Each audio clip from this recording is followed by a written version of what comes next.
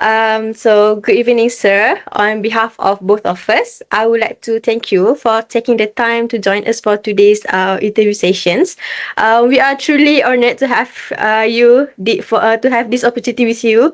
And before we dive into the interview, we would like to introduce ourselves first. So my name is Syazreen Elisya, and you may call me L for short. And this is my partner. Hi, my name is Filzah Aqilah, and you can call me Filzah. It's nice to meet you. So, for your information, we're both students from College Professional Mara Sri Iskandar Perak, taking course in English Communication. As a part of our course on Pragmatic and Intercultural Communication, we have been given a project that involves exploring real-life experience with intercultural communication, which is why we are so excited to know more about you. Yes, true. Before we proceed with the questions, can you introduce yourself to us and explain a little bit more about your background, maybe? So my name is Abdurrahman Isa. So I am from Nigeria. So then I come from a monogamy family because in Nigeria you have an opportunity to marry more than one wife, but in my own family we are only a monogamous family. So that's me. So I am here in Malaysia. I'm doing my master's in petroleum geoscience. So I am under a scholarship from Nigeria. So, and I've been here since December 2024. So that is last year December. That is 2024, yes. So I've been here since December 2023, I mean. Oh, you're still December new here, right? Yeah, so I've spent 1 year here now. 1 year. Oh, yeah. All right. Okay, I see. All right. So anything else you would like to share about yourself? I just easygoing person. Also, then I'm also friendly. Then I love, yes, very friendly. Then I love to share a lot. Yes. I'm an open person, so I love to tell people a lot about me. Then also, I'm also open to learn about others. All right, that's good. That's what we want to hear from you, actually. All right, good. So let's get started with the first question, shall we? All right. So for the first question, have you ever faced any challenges understanding implied meanings or subtle hints in Malaysia communication? Then here we have. I think here you have only one language, right? Yes. Which is the general language for everybody, right? Mm-hmm. So unlike Nigeria, we have 3 major ethnic groups. Mm-hmm. So and we have the southern part, the northern part, and the south. So we all speak different language. Mm-hmm. But we have one main language we used to speak, that is English. So here in Malaysia, I don't think I have noticed such. I think everybody speaks the same language, even though I didn't understand that well. Mm-hmm. But at least I didn't face any challenge since some of them will be able to speak English. So I think I used to communicate with people with English. Or the only challenges I faced when I first came was the accent. It's not that clear enough. So sometimes when they are teaching me in class, instead of yes, so maybe I cannot distinguish between can and cannot. So so then I have a lot of challenges. Then so I have to talk to the lecturer that. So are you saying, because sometimes if you want to say I cannot, you will just say can. Sometimes you just say can't. So I cannot distinguish between can and can't. So I have to so I have to tell him that if you are trying to say can't, it's better you tell me I cannot. In the full form, right? Yeah, so that I can distinguish between the can and can't. Mm-hmm. So that is the only thing I think I face. Then I was be able to tell him, then he corrected it. When he's teaching us, if it is cannot, he would just say it in full form, like cannot. So that I understand that it's different between can and can't. Yes, I so see. that is the only challenge I face in terms of language. But all others, I think I don't have any challenges Mm-hmm. face. If you say that you are struggling between can and cannot when you communicate with those people, so how did you Yeah. handle it? Did you confront with them or how? Yes, I'm a very open person. So Mm-hmm. if I don't know something, I have to go and tell you I don't know it. I am not a shy person. So Mm-hmm. whatever I did not know, I will confront you and tell you I didn't know it. So Mm-hmm. there's not a big deal here. If you didn't know something and you keep it to yourself, that means you don't want to know it. But if you don't know something and you tell somebody that you don't know it, then you are trying to find a solution for your problem. So I have to go and tell the lecturer that Mm-hmm. I'm I struggling with, yes, I'm struggling with your can and can't. So, yeah, so it's Yeah, it's better you okay. just, I understand it. yes, so it's better you just say cannot and can. So I know that whenever you say can, that means you can do it. Then Yeah, yeah. whenever you say cannot in full form, so I know that it's Mm-hmm. cannot, so that I will not be confusing with the can and can't. So that is how I told him, and he was be able to correct it. So, and I think everything is going all right. All right, I see. That's a nice sharing. Alright. Right. Let's move on to the next question. How has your experience been with personal space in shared living space like universities, dorms, or apartments with other students compared to your culture? I think everything is somehow related because when I was in my undergraduate, I lived in an hostel. So I lived from 100 level up to 400 level because in Nigeria we have some schools undergraduate is 5 years, while some is 4 years. So I think here in Malaysia is 3 years, right? Yes. The UG, right? Yeah. So in Nigeria is 4 to 5 years UG. So I spent 4 years in hostel. So Mm-hmm. the only challenges I faced in Nigeria back then was the lack of privacy. You understand? Mm-hmm. Because you don't have your own privacy, then you have to share everything together with everybody.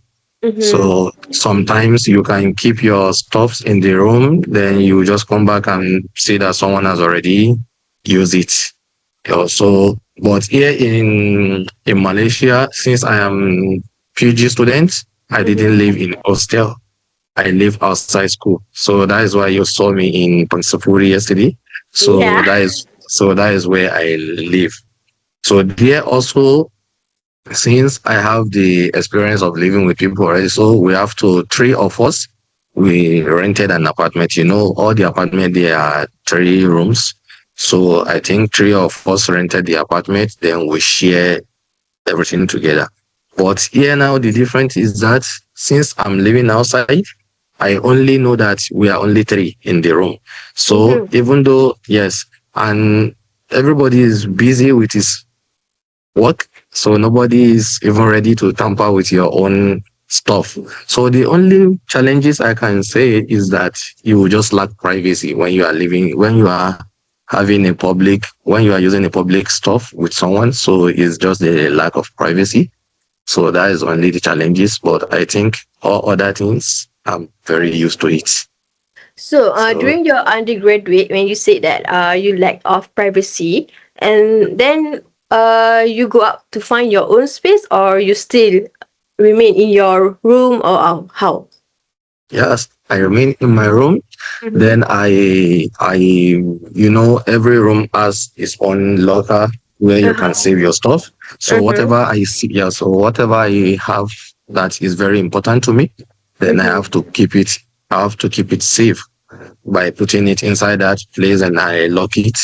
Then maybe if I have to pick call, receive call or something that is very important, then I have to Mm-hmm. go I have to go out, then find somewhere, then sit down and do whatever I want to do. Whatever I know is confidential, I have to go out and sort it. Uh, then the only thing that is very lively there is that everybody, you will be friendly with everybody. You can never be bored. So you will meet anytime you come, you will see people. So you can never be bored. So that is the only thing. But the challenges is just the privacy. I think aside from the privacy, nothing. I see. All right. So, proceed to the next question. How do you think study in Malaysia helps you to adapt with different cultures when they come from diverse background? I believe that you have a lot of friends, really a lot of friends like came from different culture, country, and so on, right? Yes, and the very first time I came, so in our class, I think I have 2 students from Thailand. Then I have a guy from Libya, that is African country. Then I think we are almost 3 from Nigeria. Then one guy from Pakistan. So then I think when I first came, everybody was just sitting on their own. Like nobody is like, maybe they are afraid of us. I don't know. Maybe so nobody is willing to mingle. So everybody just come after the class, everybody will left. But in Nigeria, where I come from, there's one thing we call this a neighborhood and thing. Like here in Malaysia now, maybe you can be in an apartment and you even find it. You cannot even, maybe someone, for me like this now, I've been here over a year. Then, but there's someone that is living close to my room. I don't even know it. Even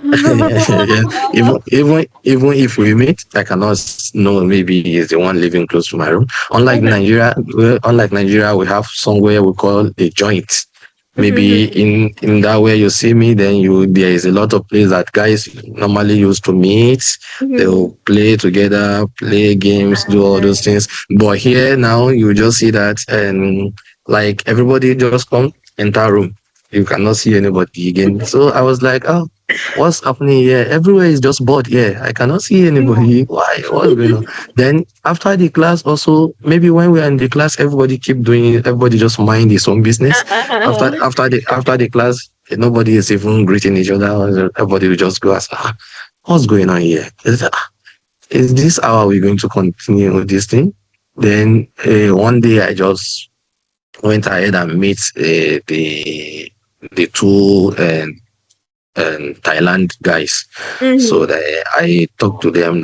So I was trying to talk to the lady, but she was just ignoring us. So what's going on? Then I went ahead and talked to the guy.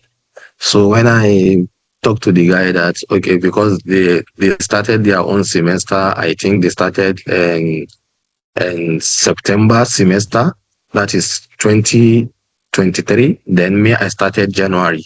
So they were like a semester ahead of me. So I was trying to mingle with them so that I can have a lot of information about the school, the grading system. So I was trying, okay.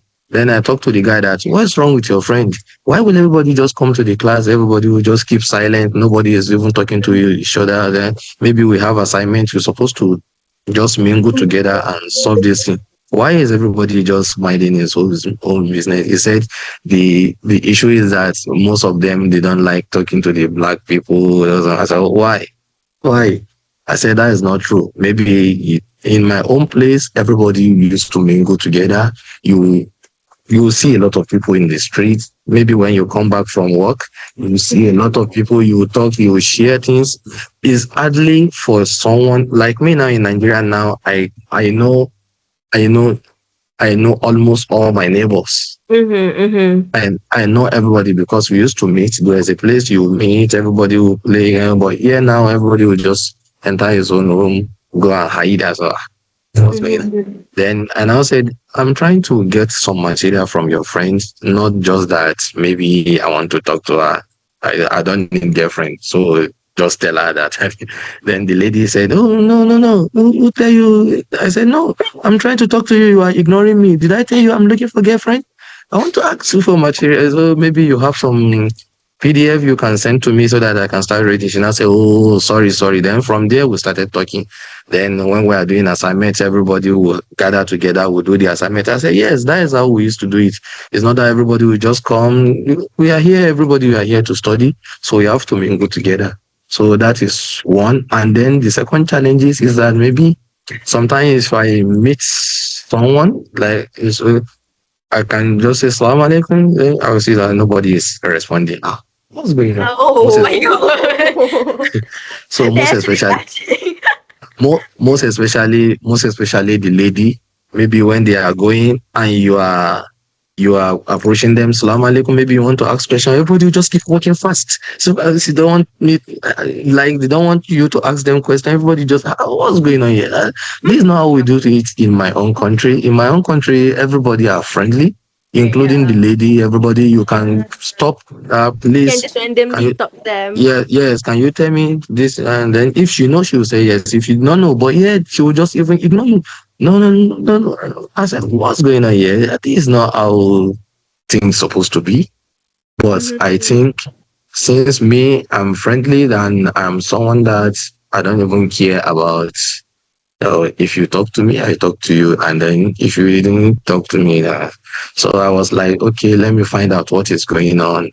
So there was one, I said, maybe these people are shy, because sometimes if I want to take the elevator, then maybe I'm in the elevator and also there's a lot of Malaysian people there. So when they saw me coming, most especially the lady, they will not enter the elevator. They will stop until maybe when I left, they will come back. So what's going on? Then I keep checking myself. Is something wrong? So, but yes. Maybe they're shy. But I think some of them are shy, while some are not. So, but the only issue is that they will never talk to you first. Yeah. Yes. That's it. Maybe they want they doesn't know how to approach you first, start conversation with you. Yeah. So they will never talk to you first. The only thing, maybe if she's friendly, she might just smile at you, and she can do like this. Maybe she wanted to greet you. He approached you. Did you shock? No. No, is it okay? Is it okay? It's okay, I know. Because people are like, oh, is this? Are we correct? But, like we do it this way? But when you are trying to talk to me, you are also scared. Why are you scared? I'm afraid that actually the first thing that I'm afraid that we interrupting your time, or maybe you're having your me time. Yes. No, I am actually doing my project. So that yesterday night, I was trying to go and I'm doing a project about something like machine learning.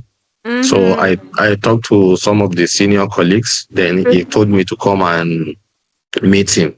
So I was actually going there. So when he approached me, my first thought was maybe he wanted to ask about maybe you are new in that apartment. Maybe you wanted to ask, please, where is block A or where is block C or something like that. So then you said you are a student. So, and since you said you are a student and you are also doing your project, and also I wanted to go to someone that want to help me with my project. So and I was okay. So since I'm going to someone to help me with my project, why won't I also help you with your own project? So that's why I said, okay, no problem. Since you are doing project, I'm doing project. So there is one thing common now. So that's why. So based on your, like, just now you said that you're curious why that people didn't make first move to you, right? So is there any other culture shock that you're facing in university? So how did you cope with it, other than just now you start and tell us? The only thing I think I'm facing is only the ignoring someone. That is the issue of ignoring someone. Maybe you are trying to talk to someone, then the person will just ignore you and go. So, but why some are still friendly? Yes, because I can remember. I can remember the last time I wanted to take an elevator. So then I met a lady inside. Then she now pressed level 1. Then when she pressed level 1, I said, "Oh, are you going to level 1?" She said, "Yes." I said, "Why don't you just use your leg and trek so that you can do exercise?" She said, "No, no, no, no, no." She said, "Okay." She said, "You too. Why don't you do exercise?" I said, "I don't like exercise." Then so everybody smiled and then we left. So from there, I now said, okay, maybe that is where I now okay. yes. So I now find out that okay, maybe some actually want to talk, but they don't know how to talk first. So but I don't talk to people anyhow like that. I usually talk to men more than the ladies, so that to avoid any issue related to some we have different way of thinking. You might talk to ladies, you think maybe you are trying to seduce her or something like that. Yes, but I'm very open to a man more than a lady. So whenever I meet someone, maybe a man I used to talk to him, we would talk. So if you ignore me, then I move. Then if you did not, maybe if I book a Grab, before when the Grab man pick me, before I go to my destination, we talk a lot. Oh, where are you from? From Nigeria. Are you married? I will have to. I talk to Grab man very well, and I ask them a lot of things. But I don't used to talk to a lady like that.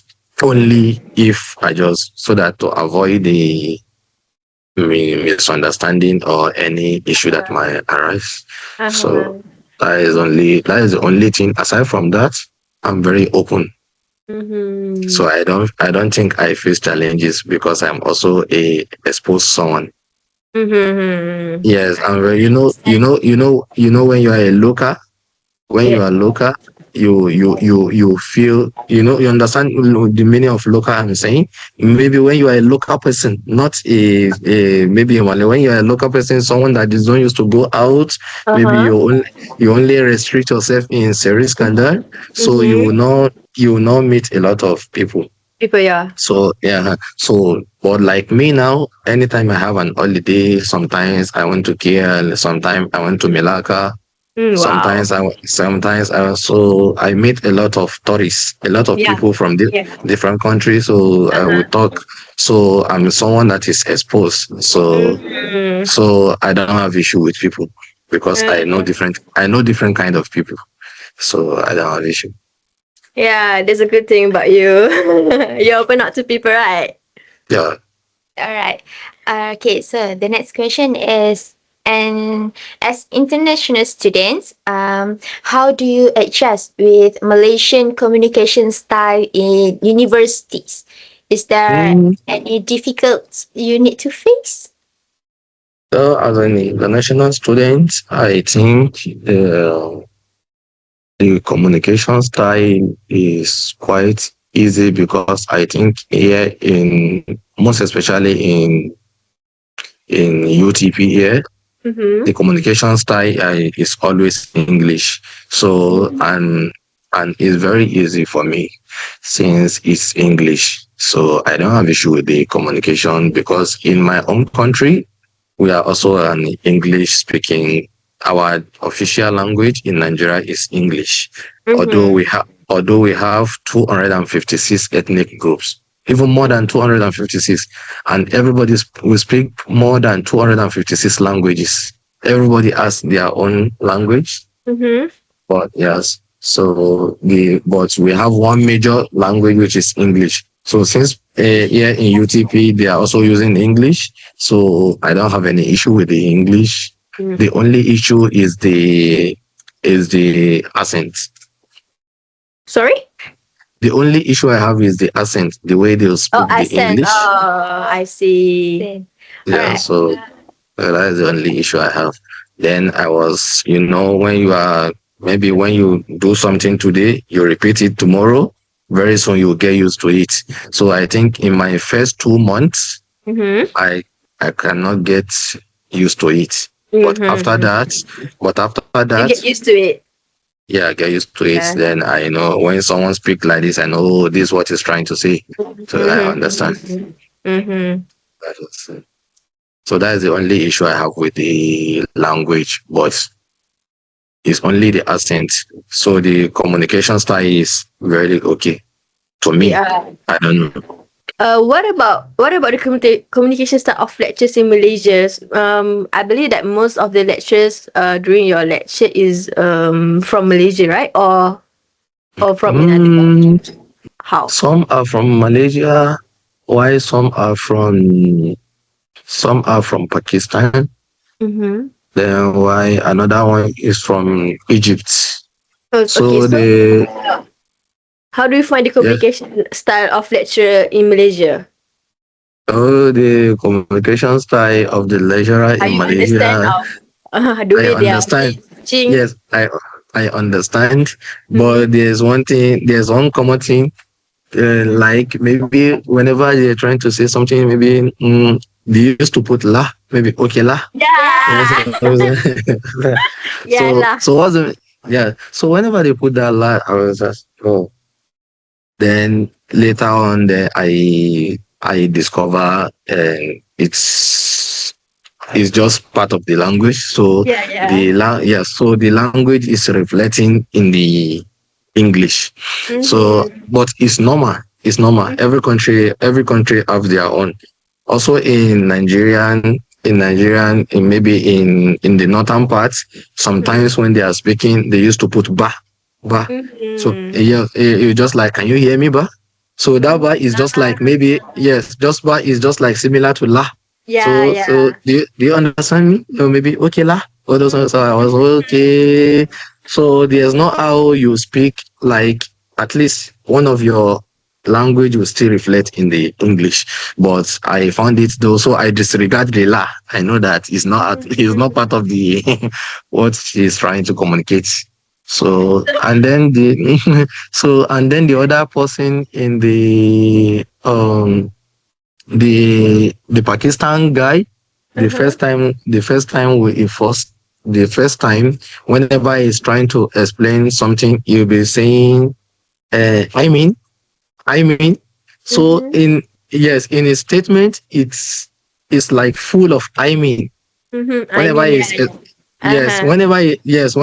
explaining, you say I mean. And so I was like, why is it too much I mean in this statement like this? So then also after the first and the second class, I was like I get used to it. Then the last one is the man from the Indonesia. So that one I missed the first class. So I was trying to listen to the recording. So when I was listening to the recording of the class, I was like, whenever he's teaching us, it keeps saying Panamana, like Panamana. I was like, is this also included in the course? Like, so because I missed the class. So then the next day when I joined the class, physical class, I now noticed that Panama is also like the Malaysian style, or maybe Aqilah. Or I was okay. So everybody has their own languages reflected in the English. So in one way or the other, so I was be able to like understand different type of the way everybody speak their own English. Then I think, alhamdulillah, like everything is going well, because now I think I'm done with my anything coursework. I'm done. I'm only doing my projects. So I have escaped that level. Did you ever use like the word lah?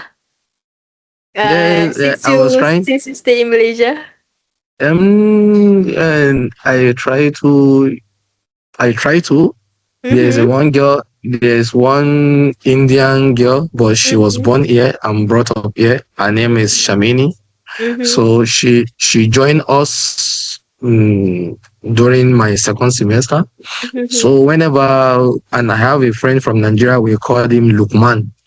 So whenever he's talking, then he said, Okila. So then the girl Shamini get upset. So she was angry. I said, Shamini, why are you angry? She said, Lukman is mocking us. That is not that is just saying that la on purpose. Maybe he's trying to she said he's laughing at them. And I said, no, it's not that he's laughing at you. Maybe he's just trying to learn. She said, no. She said, Lukman, she said, whenever we are together, please stop saying Okila. She's very annoying whenever he said it, because he did not know how to say it. She feel like he's laughing at them. So then, in order to avoid all those kind of misunderstanding, because I don't want any issue, I'm a friendly person. So I also decided not to be saying it because I don't want my friend to get angry. Just to avoid, yeah. Yeah, all right. For the last question, have you ever experienced maybe racism or hate speech on social media that affect you as an international student at university? In everywhere in the world. So the issue of racism is something inevitable. It's something that you can either one way or the other. Stop everyone, right? Yes, either one way or the other. It's something inevitable. Like it either is obvious or it's not obvious. Yeah. But it's just something. Yes, it's just something that is inevitable. You cannot do without it. So, here we call something maybe if let's assume now in your school now, someone now commit a sin, maybe someone murder someone, maybe someone kill person. If they want to address the person, they will not mention the person name. They will say so school students. So by that they have included all your school. Maybe a UTP student abuse a lecturer. They will not say Abdurrahman abuse a lecturer. They will say a UTP student abuse a lecturer. So that means they have already packed everybody together. You understand? So that is the same thing with the issue of races. In this modern world, everybody has already seen Nigerian, most especially the black people are looking at us with different eyes. Some are looking at us as a scammers, like people that just scam people. So if you don't really go close to us, you will not know which one are the good, which one are the bad. Then you will not know. Yes, only if you move closer to us, then you will know these people are not what we think they are. So the issue of racism, this is what you have at the back of your mind. So if you have this thing in your belief that black people, they are not good or something like that, so you will be trying your possible best to avoid them, so that you will not get hurt. Maybe you had a news in KL, maybe there's some armed robbery, and when they caught those thieves, at least maybe 10 of them were black. So because you have already had a news like that, so whenever you see black, you will be scared that because so thing happened. So that is the only issue. And then also the issue of racism, you said I told you about that my friend Shamini, right? So yes, so when she joined us, she looked at the class, like she see almost 4 of us were black. So she was the only one there, because when she joined us, those Thailand and the Libya guys has already graduated. So all the class, we are now black. So when Shemini joined us, she's the only white among us. So when she joined us, she was scared to talk to us. And Shemini, she's a twins. She has a twin sister, but the twin sister is not in my school. Then she's scared to talk to us. Then I went to meet her. I said, "Hello, are you a new student?" She said, "Yes." I said, where are you from? She said she graduated. Is it from, I forgot the university. I said, when did you graduate? She said, last year. I said, oh, very good. She said she wanted to come. I said, okay, no problem. Then we started talking. I said, are you a Indian Malay? She said, no. She said she's Indian. I said, oh, I said, I know. She said, how did you know? I said, because the way you look, I know. then after that, she didn't tell me anything. So, but when we started getting closer together, then one day she now told me that, did you know what happened the first day I joined your class? I said, no. She said, when she saw everybody, we are all black. She was, oh my God. She said she was scared that we are black. Then she took her phone and messaged her twin sister that, oh, I don't think I can continue with this class. Everybody in this class, they are all African people. I don't know. I'm very scared. Something like that. She said, but after 1 week, then her sister messaged her that, how are you coping with the black guys?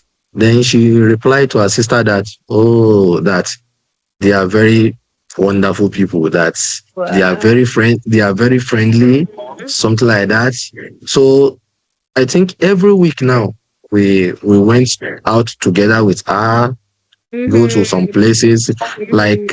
Like last Wednesday, we went to this Pasarmala, close to yes. So we went there. We bought some stuff. Also, the upper Wednesday, also we went there. I buy her something. We sit down there. We eat. So sometimes we went to all these temple run, this cave, Boa temple run, that cave. Yes. So we went. We go to everywhere together. I can just call her that, Shemini, next weekend we want to go and visit so place. She said, no, I don't have money. I said, no, we'll buy fuel. Just let's go. She said, okay, no problem. So we went to a lot of places. Even though if she did not see me for like 2 days, she would message me, Brahma, are you okay? I said, yes. So that is how we. So, and then another thing I face about the races, in Nigerian, we don't know. Like if we have someone that maybe the person is blind. Yes, in my own parts, I told you Nigeria, we have 3 major parts, like the northern part, the southern part, and so in the northern parts, if you are blind, someone can just call you. Someone will just, maybe my name now is Abdurrahman, then someone can just come and say, if someone want to describe me to another people, so that they can easily understand who is trying to describe. He can say Abdurrahman Makahu. So what he's trying to say there is Draman, the blind guy. I see, Macau. So that Abdurrahman Makahu mean maybe Abdurrahman, the blind guy. So he's trying to tell the people, someone maybe to describe the person. Yes. And then another example is maybe we have one uncle, his leg is paining him. And so he's walking, maybe he don't have one leg. So we used to call him Sani Gurgu. Yes. And even if the guy is coming, when you call him Sani Gurgu, he will respond. He will answer you. You understand what I'm saying? Maybe Yes. that the meaning of Sani Gurgu is like maybe his name is Sani, but that Gurgu is maybe someone that has one leg. So then, so when we call him Sani Gurgu, he will respond and he will not get angry. He will respond to you that you maybe I'm calling him, hey, you guy with one leg, and he will respond. But when so nothing happened, he will not feel bad that, oh, why are you calling me someone with one leg? He will not even feel bad. So, but when we went for one meeting in Selangor, so there's this youth summit meeting in Selangor. So I met a black guy there. The guy is very fat. You understand? So then I now met a Malaysian girl. So I was trying to. Then we are discussing during the course of the interaction. So I was trying to describe the guy to her. So the name of the guy is also Abdurrahman. Yes. So I was and in that meeting we have like 4 Abdurrahman, including me.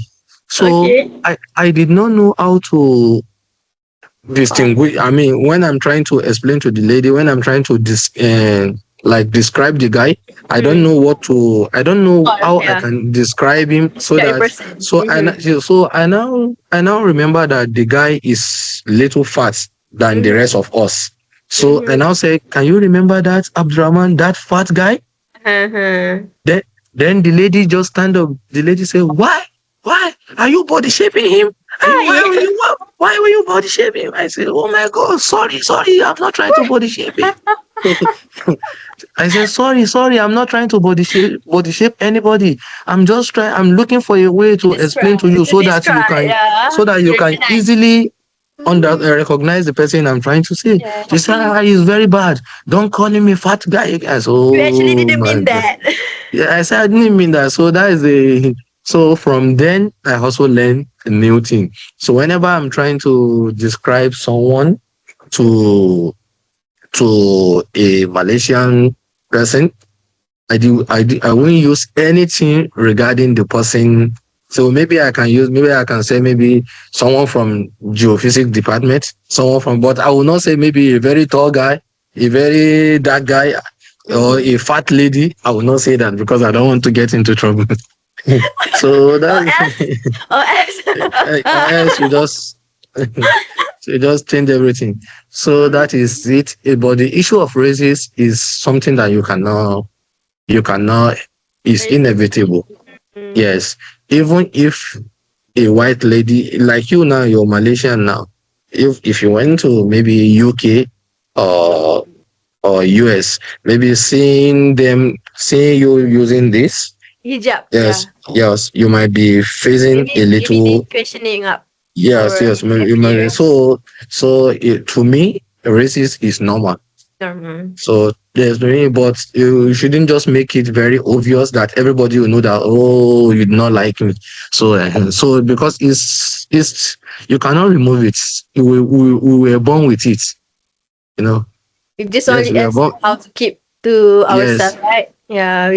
We were born with it. Then you just the only one thing is just that you just know that we are all the same. Yes. According to a Muslim hakku Muslim, right? So like a Muslim is also a brother to a Muslim, right? So that just regardless of the races and the whatever, we are all the same. But there's no how you will see someone with different color. And you will be very careful. Even in Nigeria now, maybe when you come to assuming you come to Nigeria, if a small children see a little child see you, he'll be looking at you. Wow, who are these white people, right?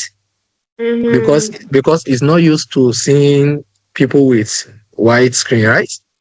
So also likewise the same here. Maybe we went to somewhere. Maybe a little small boy.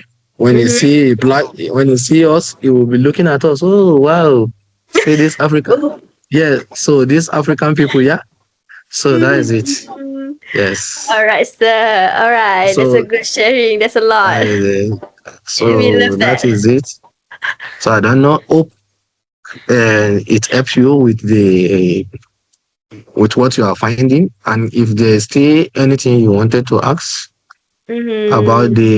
about the religion of a thing, because in Nigeria we have three major religions in Mm-hmm. Nigeria. We have Islam, Mm-hmm. we have Christianity, then we have all these idols worshippers. So they are the traditional religions, the people So the that worship. majority, We are the majority in Nigeria. We have the Islam, Islam. then followed by the Christianity. Mm-hmm. Then the minor ones are the idols worshippers. That is the traditional religion.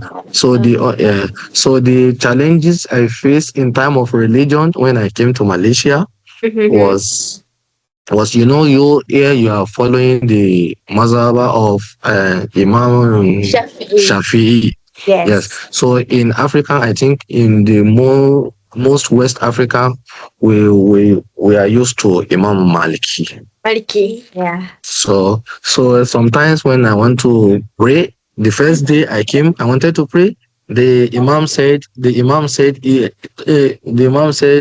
um, everybody should make sure they are in the same line, something like that. So I was trying to align my leg with the people in the south, Mm-hmm.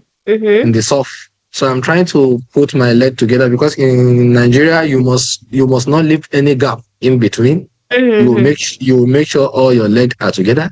So Mm-hmm. yes. So when I if I move my leg closer, then I will discover that the person shifts. So, Uh-huh. so I also moved closer. The person shift. I said, "Oh, what kind?" So I was during the salat, but there's something in my mind. So what kind of drama is this? Why is this guy? why? So why is this guy trying to run? Is he afraid of black people? Or am I smelling? Or something? Why?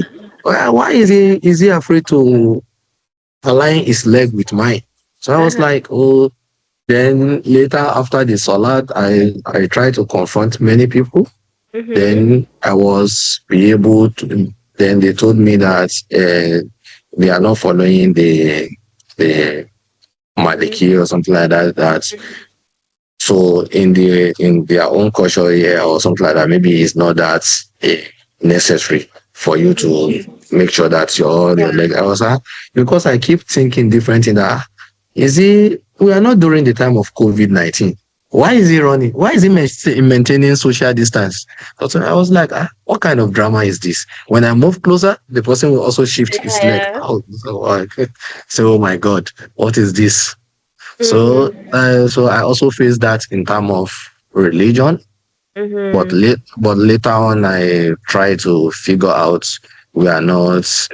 The school of thought is different. But Mm-hmm. even at that, I Mm-hmm. think even at that, some imam used to say people should always put their leg together. Mm-mm. I don't know, but I don't actually know. Maybe it's compulsory or it's not. So I a lot. So I feel I cannot remember them all. But Mm-hmm. It's but okay. but but but a lot of dramas. In Yes. Malaysia, we call that as the gap thingy. We call that like rapatkan saf. You know, Yeah. when people start praying and then they go like do this like this, and we Uh, call it rapatkan saf. Then we have to stick together. You know. Yeah. yes. So that is how it's supposed to be. Mm. But I just see many people don't want to stay together. So maybe they don't want me to stain them. Yeah, No, no, no. yeah. They're all So right. so it's okay. So if you have another thing to ask that is related to the culture, the religion, and whatsoever, you trying to know, there's no problem. I'm always open. Then for now, I'm less busy. I'm only doing my projects. So I don't have any class for now. It's only project I'm doing. So I'm always free. So I don't know. I don't know if this can help. All right. I think that's all. Thank you so much. Thank you very much for sharing your thoughts with us. All right, it's good. Thank you so much. Yeah, you're welcome. With that, we've reached the end of our interview session. We truly appreciate you taking the time to share your experiences with us today, and your sharing will be incredibly valuable for our assignments. And we are grateful for your willingness to assist us, and we hope that to have the opportunity to collaborate with you again in the future. Once again, thank you for your time, Abdurrahman. All right, no problem. Whatever you also have, maybe you have any challenges or there's any question that broke out later, and maybe you feel that we did not discuss it in this part of the discussion, you can text me, then I can respond it. I will respond. So for now, thank you for giving me this opportunity. So much. We should thank you. We should thank you. All right, thank you. You're welcome.